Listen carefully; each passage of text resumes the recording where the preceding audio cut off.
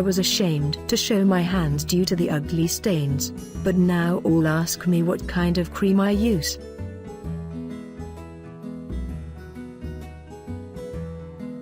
Beautiful and radiant skin. Many people think that this is an unattainable dream, and all due the hated age spots, but today we will learn how to deal with them.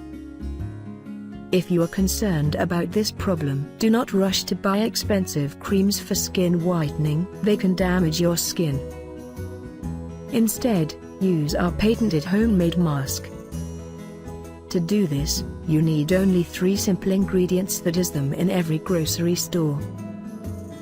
This mask can be used on any problem areas including in the legs.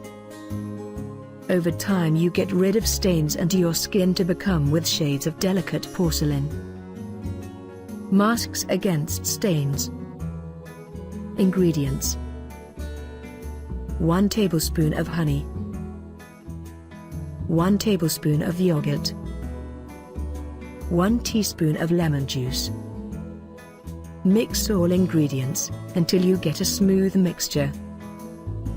Apply the mask on the problem skin. Hold it for 15 minutes, then peel the layers.